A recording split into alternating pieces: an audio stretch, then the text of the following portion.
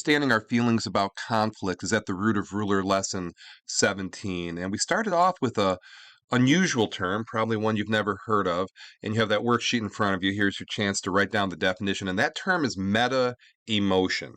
And it means emotion about emotion. It's when you think about your feelings about having those feelings. Mind blown.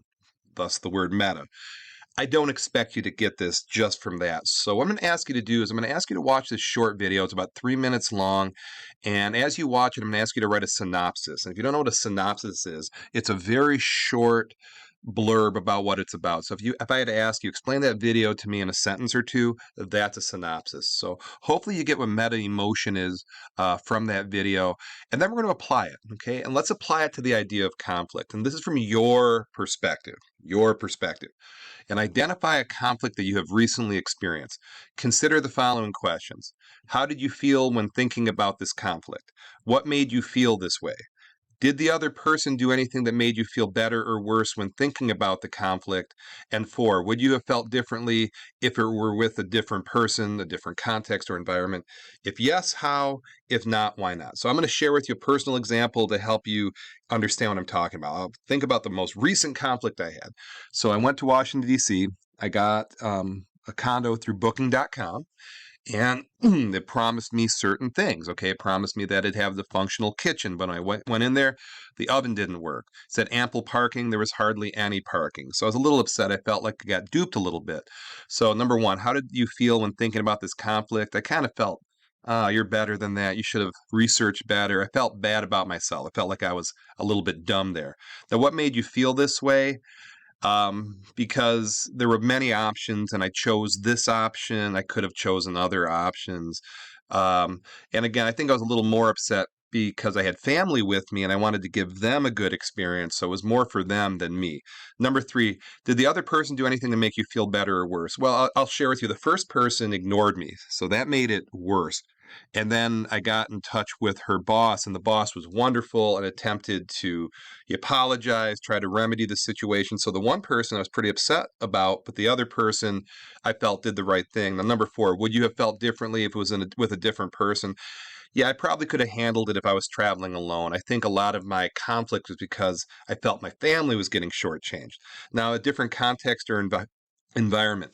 Again, this was a business transaction. This was not a personal conflict. So I don't think on a personal level I'd get upset, but on a business level, I gave you money. I expected X, Y, and Z, that sort of thing. Okay, so if yes, would I have felt differently? Absolutely. But because of the context, okay, that sort of thing.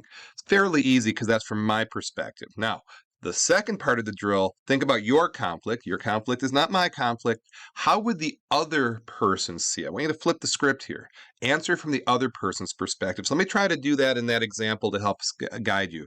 So how did you feel when thinking about this conflict? Well, I'm thinking that first person just was saying, oh, I'm probably too busy. It's not that big of a deal. I can't control the parking. The oven doesn't work. They can get carry out. I don't think they really cared because it wasn't a big deal. We weren't staying for very long. Now, why did they feel this way? Probably from their perspective, and I observed the first person I dealt with seemed very busy. I think they were understaffed, and I think she was overwhelmed. And she's saying, I got to prioritize. There's more pressing matters than this one. That's probably where she was coming from. Number 3, did the other person do anything to make you feel better? Well, the boss did attempt to try to remedy the conflict. He offered a discount and an apology, and that was very helpful. Kind of spoke on behalf of the first person that didn't do her job like I was hoping so. And then number 4, would you have felt differently? I think the people from their perspective understood the context and what was going on. So I don't think a different person would have mattered. I was just a customer to them, didn't matter who it was. Okay, so same conflict, different perspective. And that was not a heavy conflict. Your conflict might be heavier, it might be lighter. I don't know. But the moral of the story is these 4 questions, you have a perspective, and the person you're engaged with in the conflict has a perspective. Okay. So if you can kind of walk in the other person's shoes and that person can walk in your shoes, maybe we can alleviate conflict. Maybe we can lessen conflict based upon that. Okay. So hopefully that you got something from that drill. Okay. Now, hindsight is 2020. Okay, now I just want you to think about these things. What differences did you find in how you and the other person felt about the conflict? So, again, think about that. That conflict, what were the two sides of the dispute? Okay, number two, did this exercise make you think about conflict differently? If so, how? If not, why? Now, I'm a bit old and I'm fully aware there's two sides to everything. Now, me in the eighth grade, I don't think I would get that very much. In the eighth grade, I think it was just my perspective. But thinking about there's two sides in conflict, hopefully that got you thinking a little differently about the root of conflict. And then number three, would you have done anything differently based about what you learned in this exercise? Now, I reflected on my own situation. I wasn't too heavy-handed. I didn't get too angry. However, I was assertive and expected, I'd get, what I was promised or what I was told I was going to get. So again, you can still be assertive, you can stand up for yourself and still not be a jerk. And I think I hit that sweet spot. At least I tried to. At least I tried to. Okay, so we're going to wrap up with a journal entry. And journal entry is fairly short today.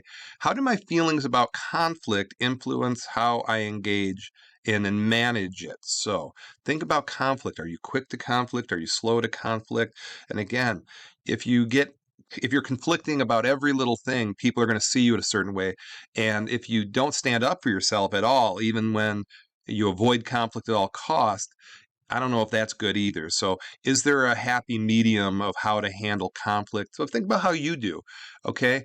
And oftentimes, if you think about conflict, feelings are at the root of those conflicts. So, think about that. So, write that journal entry, and we'll be all well and good. And hopefully, you learned something today. So, thank you for watching.